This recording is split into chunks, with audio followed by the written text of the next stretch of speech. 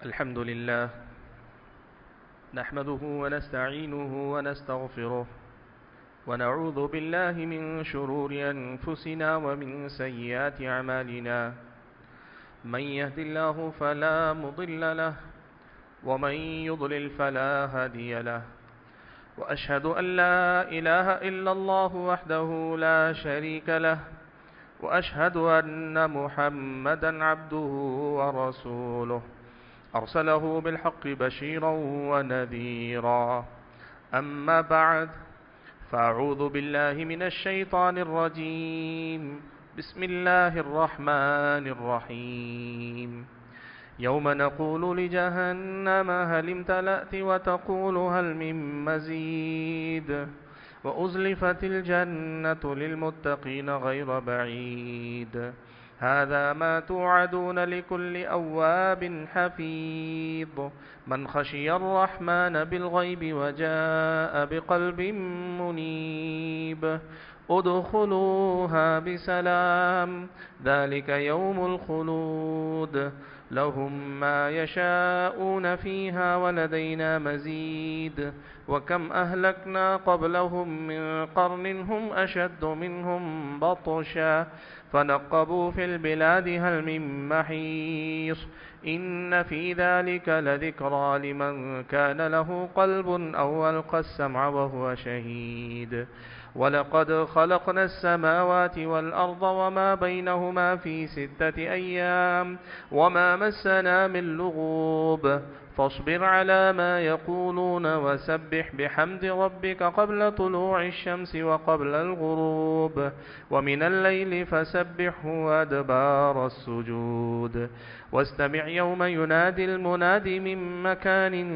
قريب يوم يسمعون الصيحة بالحق ذلك يوم الخروج إنا نحن نحيي ونميت وإلينا المصير يوم تشقق الأرض عنهم سراعا ذلك حشر علينا يسير نحن أعلم بما يقولون وما أنت عليهم بجبار فذكر بالقرآن من يخاف وعيد وقال تبارك وتعالى أيضا واعلموا أن فيكم رسول الله لو يطيعكم في كثير من الأمر لعنتم ولكن الله حبب إليكم الإيمان وزينه في قلوبكم وكره إليكم الكفر والفسوق والعصيان أولئك هم الراشدون.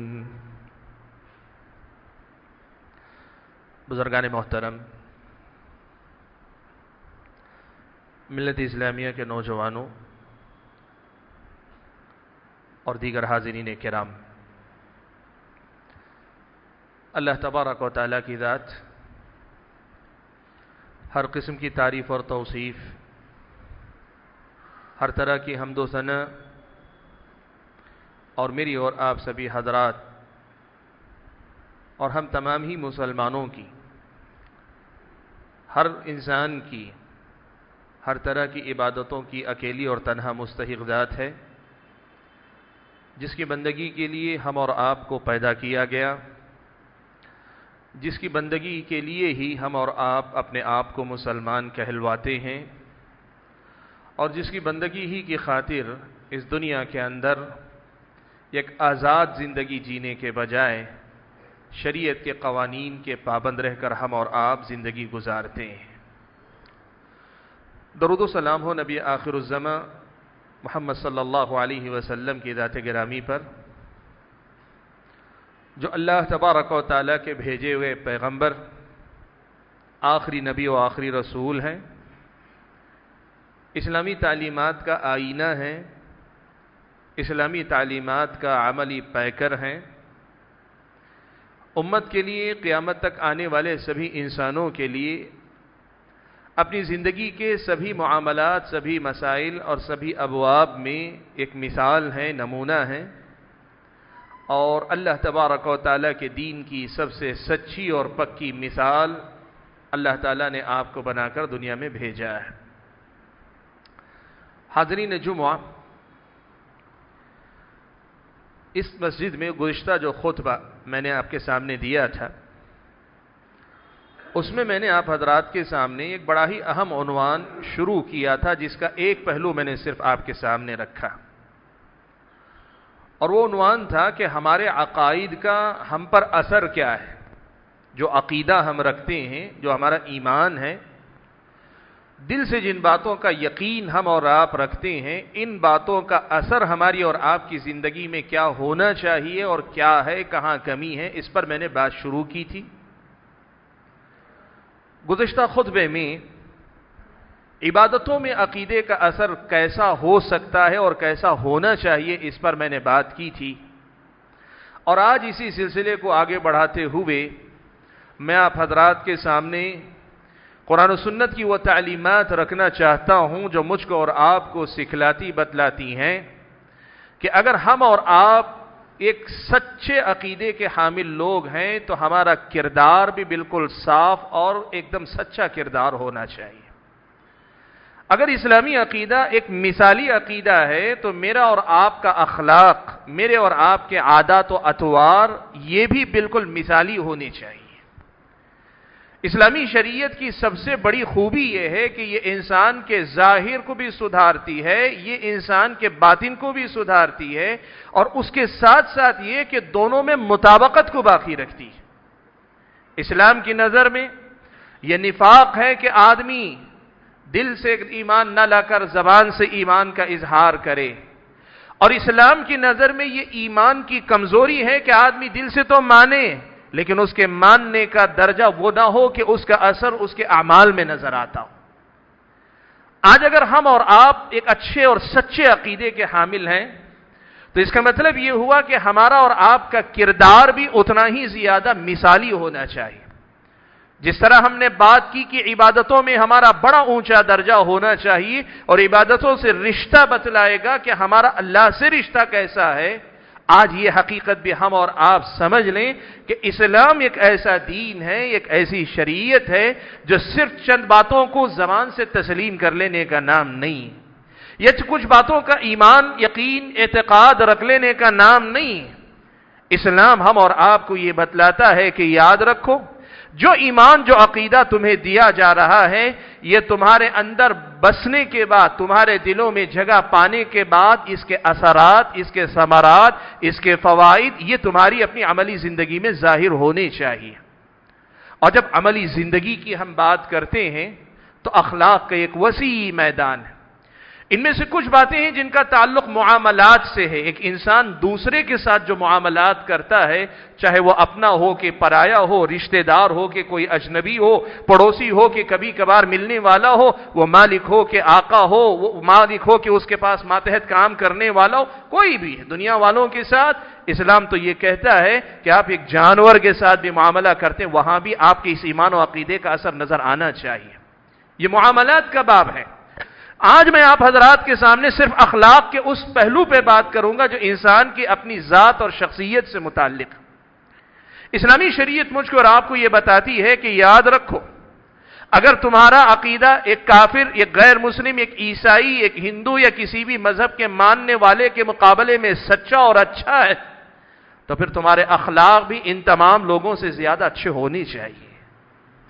اس لیے کہ اسلام ایسا کوئی پیغام تو نہیں دیتا کہ آپ صرف اس ذم میں جیتے رہیں، اس دعوے میں جیتے رہیں کہ میں سچا، میں پکا، میں اچھا، اور آپ کا میرا کردار نفی کرتا رہے۔ لوگ کہیں معاملہ کرو تو کافر کے ساتھ کرو، عادات و اطوار کافر والے اچھے ہیں۔ آج دنیا والے یہ کہتے ہیں مسلمانوں کے رہن سہن صحیح نہیں۔ پاکی صفائی کی بات کر لیں، آج آپ بتائیں کیا پاکی صفائی میں ہماری مثال دی جاتی ہے یا دی جا سکتی ہے؟ کیوں نہیں دی جا رہی ہے؟ کیوں نہیں دی جا سکتی؟ جب اسلام سب سے پاکیزہ عقیدہ مجھ کو اور آپ کو دیتا ہے، سب سے اچھی تعلیمات مجھ کو اور آپ کو دیتا ہے، ہمارے اخلاق پر اس کا اثر ہونا چاہیے، ہماری اپنی شخصیت پر اس کا اثر ہونا چاہیے، ہماری اور آپ کی زندگی میں اس کے اثرات دیکھنے کو ملنے چاہیے۔ انسانی اخلاق میں امانت داری ہے، سچ بولنا ہے، دوسروں کا بھلا چاہنا ہے، مہمان نوازی ہے، کتنے اخلاق ہیں۔ یہ سارے اخلاق، ایک ایک اخلاق کو لے کر ہم اپنا جائزہ لیں، خود کا لیں، اپنے گھر بار کا جائزہ لیں، اپنے گھر کا، اپنے خاندان قبیلے کا جائزہ لیں۔ اپنے بستی محلے کے مسلمانوں کا جائزہ لیں. بھائیو یہ بات کہنے میں بہت اچھی لگتی ہے کہ دنیا کا سب سے اچھا دین ہمارے پاس ہے، لیکن یہ کہتے ہوئے شاید ہماری زبانیں لڑکھڑا جائیں گی کہ ہم مسلم قوم اخلاق کے معاملے میں سب سے اچھے ہیں. ایسا نہیں کہ نہیں ہے، یقیناً آپ کے اندر بہت ساری اچھائیاں، لیکن وہ جو بات ہے کہ سب سے اچھے عقیدے والے، سب سے اچھے اخلاق والے بھی ہونے چاہیے، یہ وہ سوال ہے جس کا جواب مجھ کو اور آپ کو اپنی عملی زندگی سے دینا ہے. ہم اور آپ کو اپنے نفس کا جائزہ لینا ہے. معاف کیجئے گا، آج ہم اور آپ میں سے بہت سارے حضرات نے یہ سمجھ لیا ہے عقیدے کا مطلب، توحید کا مطلب، اللہ کے نبی پر ایمان کا مطلب، آپ کی اتباع کا مطلب صرف اعلان ہے، اظہار ہے، صرف دعوے ہیں، صرف ہم اور آپ اپنے آپ کو بہتر ہونے کا یقین اپنے اندر رکھیں. اسلام کہتا ہے یہ سب رکھیں کہ یہ سچ ہے. یہ سچ ہے کہ ان الدین عند اللہ الاسلام، کہ اللہ کے پاس قابل قبول دین اسلام ہی ہے، اور اگر ہم مسلمان ہیں تو یقیناً یہ فضیلت حاصل ہے. لیکن اسلام یہ بھی کہتا ہے کہ اس اسلام کا اثر ہمیں ہمارے معاملات میں دکھانا چاہیے، ہمارے اخلاق میں ہم اور آپ کو دکھانا چاہیے. آج ہمارے اور آپ کے اخلاق، عادات و اطوار، ہمارے اور آپ کے روزمرہ کے معاملات اور اس کا ادب ہماری زندگی کے اندر اگر نہیں ہے تو ابھی بڑا لمبا سفر ہے جو مجھ کو اور آپ کو طے کرنا ہے. بھائیو یاد رکھو، اسلامی شریعت کی نظر میں اخلاق کا بڑا گہرا تعلق عقیدے سے ہے. ایک آدمی بد اخلاق ہوگا تو اس کا عقیدہ بھی اس سے متاثر ہوگا. یہ ایسا کوئی معاملہ نہیں کہ عقیدہ مکمل سچا پکا ہے، اخلاق بندے کے خراب ہیں، نہیں. اسلامی شریعت کی کچھ تعلیمات آج کے اس خطبے میں آپ حضرات کے سامنے رکھتا ہوں. آپ دیکھ لو کہ عقیدے اور اخلاق کا کتنا گہرا رشتہ ہے. اسلامی شریعت کی نظر میں اخلاق کتنے اچھے ہونے چاہیے. اپنی عادات و اطوار، اپنے معاملات، اپنے معمولات، انسان کا اپنا، ان سب چیزوں کو آدمی کو صاف کرنا ہے. آپ کی سوچ بہت اچھی ہونی چاہیے، آپ کی سوچ پاکیزہ ہونی چاہیے، آپ کی سوچ مثالی ہونی چاہیے، آپ کا باطن، آپ کا اندرون بہت ہی پاک ہونا چاہیے. ایسی پاکیزگی کہ جو پاکیزگی آپ کو خود ایک راحت، سکون، اطمینان کا احساس آپ کے دل کے اندر جگائے. آپ باہر تکلیف میں جیتے ہو لیکن آپ کے اندر کے اخلاق اتنے صاف شفاف، عادات و اطوار اتنے کہ آپ بالکل صاف ہو. ایک مومن کبھی کسی انسان کی کسی نعمت کو دیکھ کر جلے گا نہیں، حسد کی آگ اس کے دل میں نہیں آئے گی، کبھی نہیں آئے گی. کسی کی بھی بھلائی، ترقی، مال، دولت، عزت، شہرت، مقام، مرتبہ، دنیا کی کوئی بھی چیز دیکھ کر اس کے دل کے اندر ذرا برابر جلن نہیں پیدا ہوگی، ذرا برابر بھی نہیں ہوگی. کیوں؟ اس لیے کہ اس کا عقیدہ ہے کہ اللہ نے میرے نصیب میں نہیں لکھا ہے، اس کے نصیب میں لکھا ہے. مجھے نہ دے کر اللہ آزما رہا ہے، اسے دے کر اللہ تعالیٰ آزما رہا ہے. آزمائش میں وہ بھی ہے، میں بھی ہوں، میں کیوں جلوں اس سے. آپ کا عقیدہ اگر آپ کے نفس پر اثر انداز نہ ہو، آپ کے اندر حسد کی آپ کو بجھا نہ سکے، تو اس کا مطلب یہ ہوا کہ آپ نے ابھی اپنے عقیدے کو مکمل نہیں کیا ہے، وہ آپ کی اصلاح نہیں کر سکا ہے. آپ اگر اپنے ظاہر کو پاک و صاف نہیں رکھ سکتے، آپ اپنے عادات و اطوار میں پاکیزہ عادتوں کو نہیں اختیار کر سکتے، آپ کے معمولات کے اندر نہانے دھونے سے لے کر پاکی صفائی، ناخن، اپنے بال، اپنے منہ کی صفائی، اپنے بدن کی صفائی، اپنے پسینے کی بدبو، اپنے معاملات، یہ ساری چیزیں آپ نہیں کر سکتے، تو اس کا مطلب یہ ہوا کہ ابھی آپ نے ایمان کے کمال کو نہیں پایا ہے، عقیدے کا صحیح مطلب ابھی آپ کی سمجھ میں پوری طرح نہیں آیا ہے. اس لیے کہ نبی علیہ الصلوۃ والسلام نے کیا فرمایا، آپ صلی اللہ علیہ وسلم نے کیا کہا، الطہور شطر الایمان، پاکی صفائی تو آدھا ایمان ہے، اللہ کے نبی نے کہا. آپ یہ بات سمجھیں کہ ہمیں اپنے اخلاق سدھارنے پڑیں گے، عادات و اطوار سنبھالنے پڑیں گے. آج اگر مال کو لے کر میرے اور آپ کے نفس کے اندر بخیلی کا مزاج ہے، مال نکالتے ہوئے جان نکلتی ہے، کسی بندے کی طرف ہاتھ بڑھاتے ہوئے ہمارا ہاتھ کھنچ جاتا ہے، ہاتھ بندھے ہوئے ہمارے محسوس ہوتے، عقیدے کا اثر میرے اور آپ کے نفس پہ پورا نہیں ہوا. ہم ابھی اللہ کے بندے پورے نہ بن سکے، ابھی کہیں نہ کہیں مال و دولت کے غلام ہیں ہم اور آپ. یہ بخیلی اسلامی شریعت کی نظر میں ناپسندیدہ صفت ہے. عقیدے کا اثر یہ ہونا چاہیے، مال ہاتھ کا میل ہے، دینے والا دیتا ہے، میں اسراف نہیں کروں گا لیکن مال روک کر بخیلی بھی نہیں کروں گا، میں دونوں کے درمیان میانہ روی کے ساتھ چلوں گا. یہ ایک مومن کا طرز عمل ہونا چاہیے، اس لیے کہ عقیدہ آپ کو ویسے سدھارتا ہے، سنوارتا ہے، آپ کو بناتا ہے. آپ زمانے جاہلیت کی طرح اگر حسب و نسب کے فخر میں جیتے، میرا خاندان ایسا، میرا خاندان ویسا ہے، اگر یہ احساس آپ کو اس خاندان کی خوبیاں اپنانے کی طرف لے کر جاتا ہے، بڑی خوشی کی بات ہے۔ لیکن اگر یہ احساس آپ کو سامنے والے کی تحقیر، تذلیل، اس کی بے عزتی، اس کی توہین اس طرف لے جاتا ہے، آپ نے اپنے اخلاق کو نہیں سدھارا۔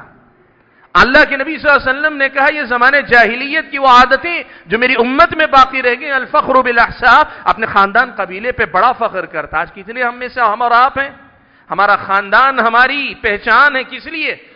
اس لیے نہیں کہ ان کی خوبیاں اپنائیں، میرے باپ میں، میرے دادا میں، میرے پردادا میں، یا میرے خاندانی نسبت جن سے بھی ہے، ان کی جو خوبیاں تھیں ان کو اپنانے کے لیے ہمارے پاس خاندان کا حوالہ نہیں، اور دوسروں کو نیچا دکھانے، دوسروں کی توہین کرنے، یا ان کو دبانے، یا ان کے سامنے اپنی برتری کا اظہار کرنے، اس کے لیے ہمارے پاس خاندان ہے۔ اخلاق پر ہمارے عقیدے کا اثر ابھی نہیں ہوا۔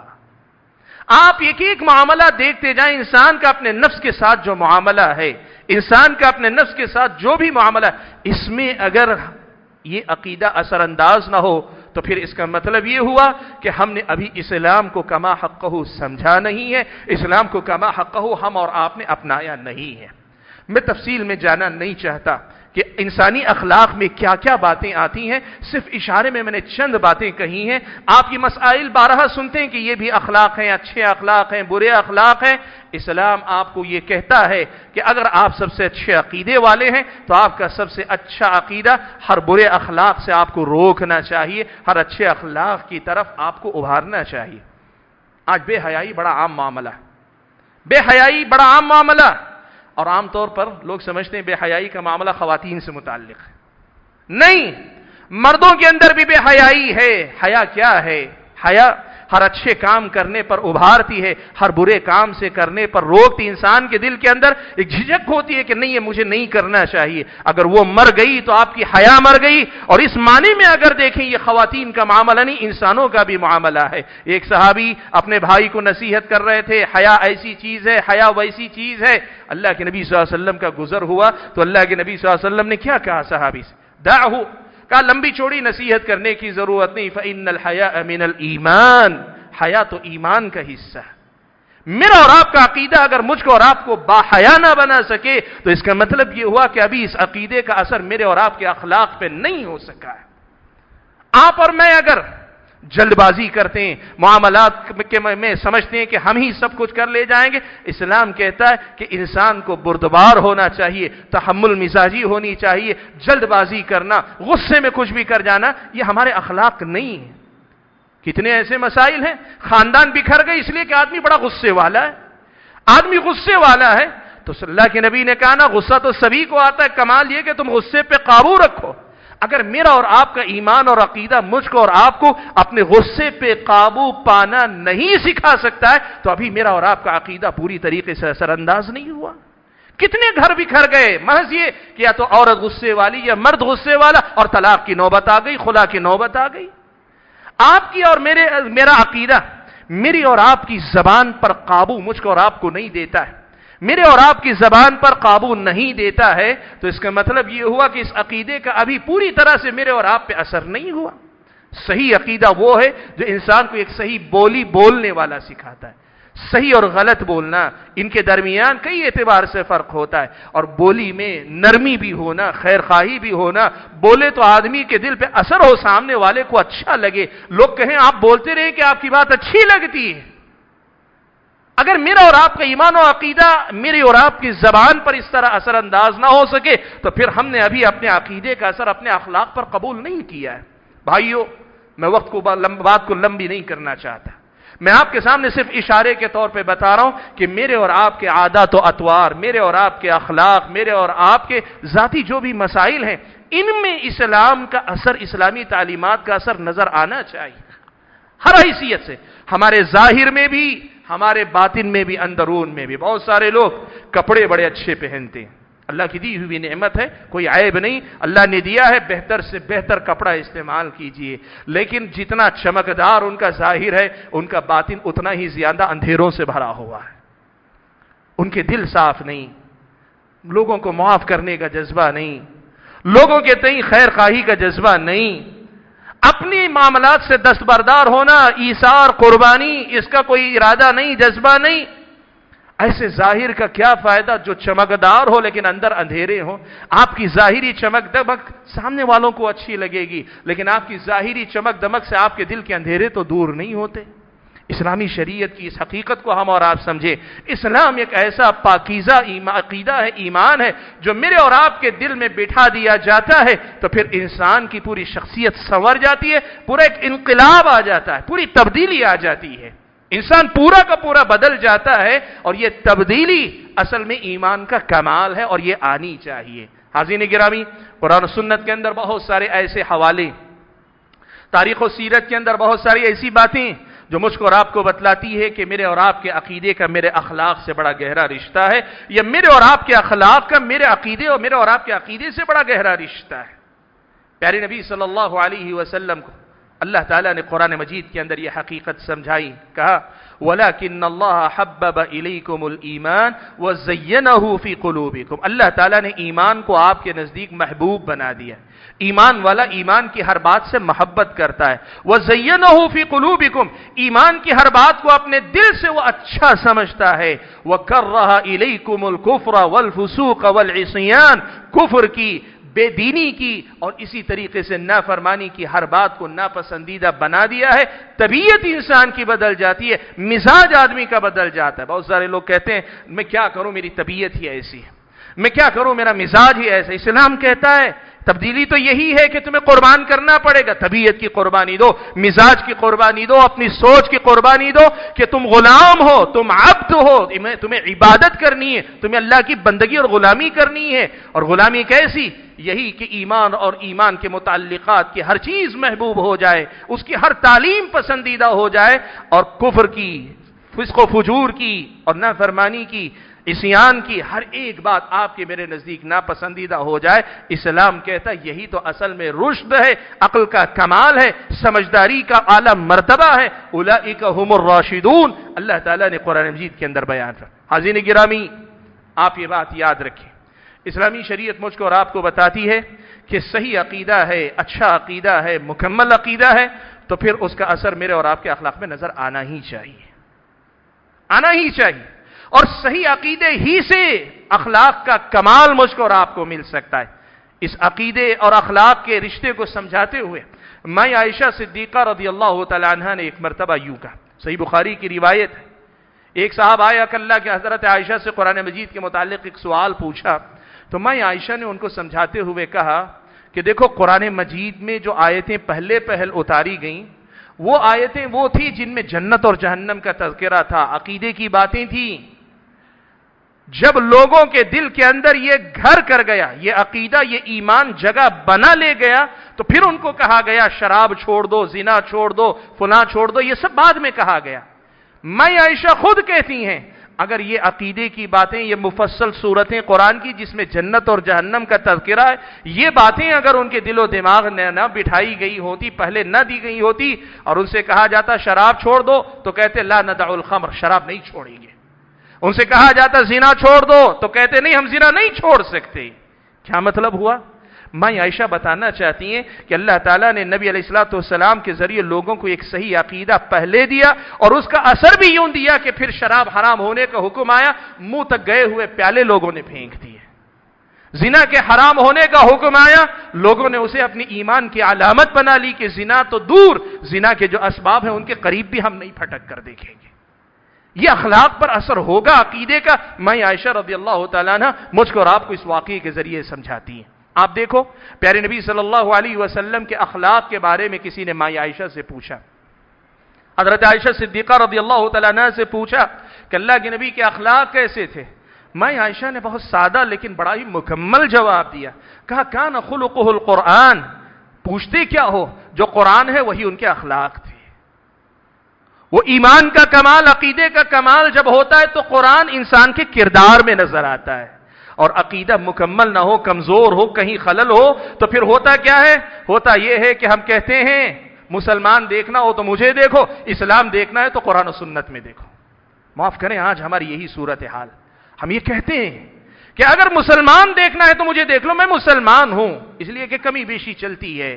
لیکن اسلام، واقعی اسلام دیکھنا ہے تو قرآن و سنت میں دیکھو۔ اللہ کے نبی نے ایسا تو دین نہیں پیش کیا تھا۔ اسلام نے یہ کہا تھا کہ آدمی یہ کہ وقال اننی من المسلمین، اپنے آپ کو پیش کرے کہ میں مسلمان ہوں، میرے اخلاق دیکھو میں مسلمان ہوں۔ یہ اسلام ہم اور آپ کو دیکھنا چاہتا ہے۔ کان خلقہ القرآن، اللہ کے نبی کا یہی تو کمال تھا، آپ کے کردار کی یہی تو بلندی تھی، یہی تو آپ کا اعلیٰ نمونہ تھا کہ جو قرآن میں تھا وہ آپ کی زندگی میں تھا، جو قرآن میں تھا وہ آپ کی صبح و شام میں تھا، جو آپ کی زبان پر تھا وہ آپ کے معاملات میں تھا۔ آپ کے اخلاق دیکھ کر لوگ اسلام قبول کر لیتے تھے۔ یہ آج میری اور آپ کی زندگی کی ضرورت ہے۔ میرے بھائیوں، اسلامی شریعت میں اخلاق کی اہمیت اور عقیدے سے اس کا تعلق کتنا مضبوط ہے، اس کا اندازہ لگائیں کہ نماز، روزہ، زکوٰۃ، حج وغیرہ یہ تعلیمات بعد میں آئیں، کافی تاخیر سے آئیں، لیکن اللہ کے نبی نے پہلے عقیدے کی دعوت دی۔ عقیدے کے ساتھ اللہ کے نبی صلی اللہ علیہ وسلم نے اخلاق کی بھی دعوت دی۔ اللہ کے نبی صلی اللہ علیہ وسلم کی بعثت کے بعد ابھی ابتدائی زمانہ تھا۔ اللہ کے نبی صلی اللہ علیہ وسلم کے بارے میں حضرت ابو ذر غفاری رضی اللہ تعالیٰ عنہ کو خبر ملی۔ حضرت ابو ذر غفاری مکے سے باہر ایک وادی کے اندر رہتے تھے اپنے قبیلہ غفار کے ساتھ۔ ان کو ایک توقع تھی شاید کوئی نبی آئے گا۔ جب سنا کہ ایک نبی کوئی شخص آیا ہے مکہ میں جو کہتا ہے میں نبی ہوں، تو اپنے بھائی کو بھیجا کہ ذرا جاؤ جا کے مکہ میں دیکھو یہ جو نیا انسان جس کے بارے میں سنتے ہیں وہ کیا بتاتا ہے، کس بات کی تبلیغ کرتا ہے۔ سبحان اللہ، آپ دیکھو صحیح بخاری کی روایت ہے۔ اللہ کے نبی صلی اللہ علیہ وسلم کی دعوت کا خلاصہ بالکل ابتدا میں، مکہ کے ابتدائی دور میں حضرت ابو ذر غفاری کے بھائی واپس لوٹ کر کہتے ہیں کہ ابو ذر رأیتہ یأمر بمکارم الاخلاق، اے ابو ذر میں نے تو بس یہی دیکھا کہ وہ اچھے اخلاق کو اپنانے کی تعلیم دیتا ہے۔ سبحان اللہ، آج ہمارے پاس عقیدہ سب سے اہم ہے لیکن اخلاق سب سے اخیر میں آتے ہیں۔ لیکن اللہ کے نبی کی دعوت میں پہلے دن سے اخلاق عقیدے کے ساتھ چلتے ہیں، اخلاق عقیدے کے ساتھ چلتے ہیں۔ اس مسئلے کو آپ سمجھ لیں۔ حضرت ابو ذر غفاری کے بھائی نے اللہ کے نبی کی دعوت سننے کے بعد جو خلاصہ پیش کیا تھا وہ یہی تھا، رأیتہ یأمر بمکارم الاخلاق، اچھے اخلاق کی تعلیم دیتے ہوئے میں نے دیکھا ہے۔ بھائیو، اسلامی شریعت مجھ کو اور آپ کو جو سکھاتی ہے وہ کیا؟ آپ کو پتہ ہے مکہ سے مسلمان ہجرت کر کے حبشہ چلے گئے۔ مکے والوں کو صبر نہیں ہوا، دو لوگوں کو بھیجا، جاؤ جا کے وہاں کے بادشاہ کے پاس شکایت کرو اور یہ لوگ بھاگے ہوئے لوگوں کو کھینچ کر واپس لے کر آؤ تاکہ ستائیں، مارے پیٹیں۔ اللہ کے نبی صلی اللہ علیہ وسلم کے یہ صحابہ نجاشی کے دربار میں بلائے گئے، اس سے پہلے یہ دونوں پہنچ کر شکایت کر چکے تھے۔ نجاشی نے کہا تمہارے کہنے پہ تمہارے حوالے نہیں کر سکتا، ایک مرتبہ ان سے بھی سن لوں جن کے بارے میں شکایت کی جا رہی، یہ کیا کہتے ہیں؟ حضرت جعفر ابن ابی طالب رضی اللہ تعالیٰ عنہ کھڑے ہوئے اور انہوں نے بتایا کہ ہمارا معاملہ کچھ نہیں، ان سے ہماری کوئی لڑائی نہیں، کوئی جھگڑا نہیں، ہمارا ان سے کوئی معاملہ نہیں۔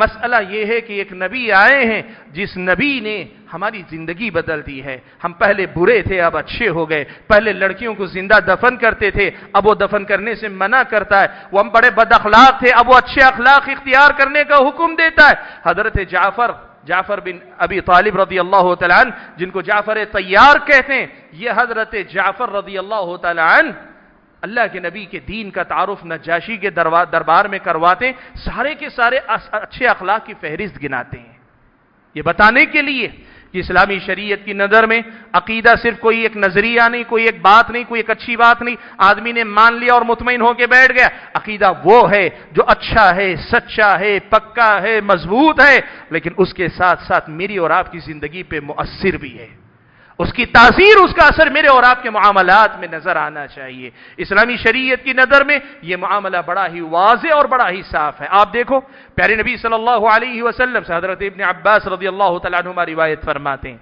مسند احمد کی روایت، اللہ کے نبی صلی اللہ علیہ، مسند احمد وغیرہ دوسری کتابوں میں بھی الفاظ کے فرق کے ساتھ آئی، اللہ کے نبی نے کہا انما بعثت لاتمم مکارم الاخلاق، مجھے بھیجا ہی اس لیے گیا ہے کہ میں پاکیزہ اخلاق کی تکمیل کر سکوں، اچھے اخلاق کو، دوسری روایت میں صالح الاخلاق، عمدہ اخلاق، اچھے اخلاق کو میں مکمل کر سکوں، اسی کے لیے مجھے بھیجا گیا ہے۔ اللہ کے نبی توحید لے کر آئے، بنیاد لے کر آئے، لیکن اللہ کے نبی اس توحید کو اس اخلاق سے جوڑ کر بتاتے ہیں کہ میرے مقاصد میں اخلاق کی تکمیل بھی ہے۔ سبحان اللہ۔ حاضرین گرامی، میں یہ بات آپ کو بتانا چاہتا ہوں کہ اخلاق کے معاملے میں ہم اور آپ کو توجہ دینے کی بڑی شدید ضرورت ہے۔ اور یہ بات آپ یاد رکھیں، بہت صاف اور سیدھی بات آپ کے سامنے یہ ہے کہ اچھا عقیدہ ہوگا تو اخلاق لازماً تبدیل ہوں گے، اور اگر اخلاق متاثر ہیں، ان میں خلل ہے، اس میں کمزوری ہے، تو پھر وہ بد اخلاقی آپ کے عقیدے تک، آپ کے عقیدے کی خرابی تک آپ کو لے کر جائے گی۔ یہ دونوں آپس میں ایک دوسرے سے جڑے ہوئے، ایک دوسرے سے مربوط ہے، بڑا گہرا رشتہ ہے۔ آج ایک مسئلہ اور آپ کے سامنے صاف کر دیتا ہوں۔ عام طور پر ایک بڑا ہی اہم مسئلہ لوگوں کی طرف سے آتا ہے، وہ یہ کہ وہ لوگ مغرب کے، عیسائیوں کے اور فلاں کے لوگوں کے اخلاق دے کر مسلمانوں کو مثال دیتے ہیں، کہتے ہیں کہ ہم نے یہاں مسلمان دیکھے، ویسٹرن کنٹریز کے اندر ہم نے اسلام دیکھا ہے۔ کیا عقیدے کے بغیر؟ ان کا عقیدہ تو غلط ہے، وہ کافر ہیں، وہ عیسائی، کرسچن، یہودی سب غیر مسلم ہیں، اسلام کی دولت سے محروم ہیں، کیا ان کا اخلاق ہم سے بہتر ہو سکتا ہے؟